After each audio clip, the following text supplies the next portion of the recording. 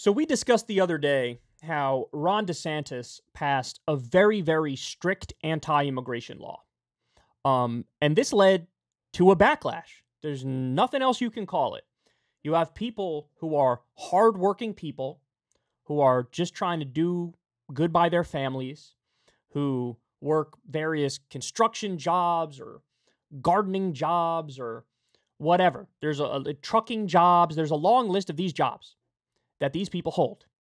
And when Ron DeSantis passed this strict anti-immigration law, they felt like, my goodness, they want to deport me or they want to deport my family. They're trying to screw us over. So there was a boycott. And there's a lot of people who are now needed for the Florida economy. They're refusing to do work in Florida. Well, guess what? It backfired.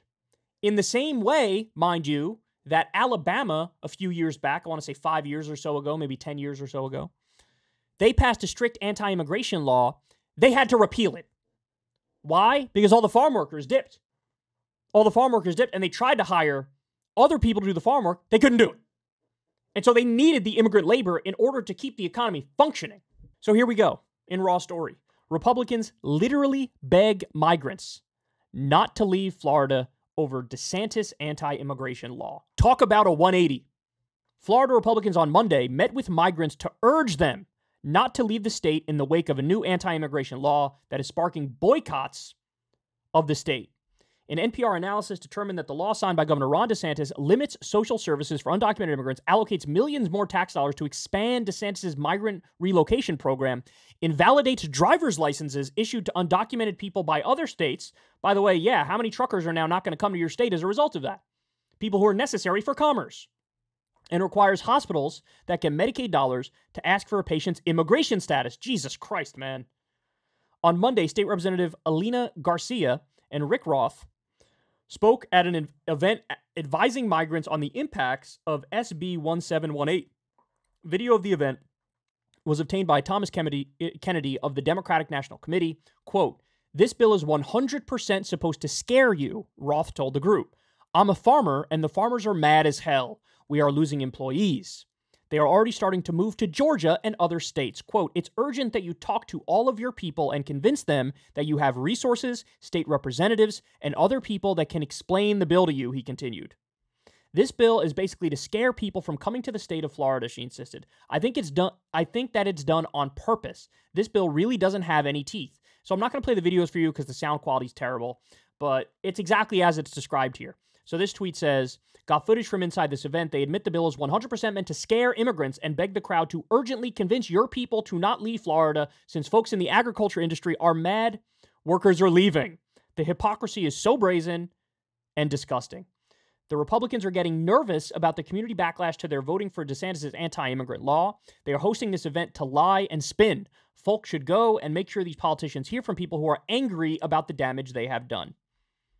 State Representative Alina Garcia starts by saying she came unprepared, admits that the bill is meant to scare people from coming to Florida, and irresponsibly lies and says the anti-immigrant law has no teeth. She should be prepared by actually reading the bill she voted for. The Republicans are getting nervous about the community backlash to their voting for DeSantis' anti-immigrant law. They are hosting this event to lie and spin. Folks should go and make sure these politicians hear from people who are angry about the damage they have done. As soon as you crack down on these immigrant communities, what you realize very quickly is, oh my God, they are absolutely vital and crucial and necessary for the U.S. economy to function. Now, where my perspective is different from just the status quo, right? Because I'm sure a lot of people are like, hey, just get back to the status quo, get back to how it was before. No, this is why you need a pathway to citizenship for the people who are already here and are already hardworking Americans. Because then you're not undercutting American labor with lower wages for immigrants. Make sure they get paid well. Make sure they get paid a living wage. If they don't, crack down on the employers, not the employees. These people aren't hurting anybody. In fact, they are absolutely necessary, hardworking people for America to function, and now they're learning that the hard way. Again, this is the exact same lesson that Alabama learned. Turns out just being a rigid anti-immigration ideologue doesn't lead to good results, doesn't lead to a good outcome. And so they're basically trying to tell them, like, look, stay here, we'll protect you, we'll find a way, but the damage looks like it's already done, and people are fleeing because they're worried for their lives. They don't want to get deported. They want to go to prison. They don't want to have any legal troubles. because DeSantis decided to crack down on them. So, look, it's an important story. You're not going to hear a peep about this from right-wing media.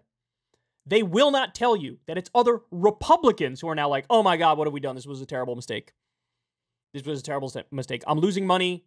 I'm losing my best workers. This is a massive problem. They're not going to tell you it. Why? Because they would never acknowledge how important immigrant labor is for this country to function. They never tell you that.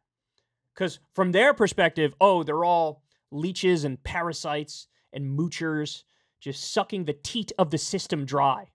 No, oftentimes these people are very, very productive citizens, and they do incredibly vital work. So anyway, there you have it. Backfired yet again. Kind of unsurprising. Hey, y'all, do me a favor and like and subscribe. It helps out big time in the algorithm. Click the bell as well for notifications when videos drop, and watch that video on screen right now. You know you want to.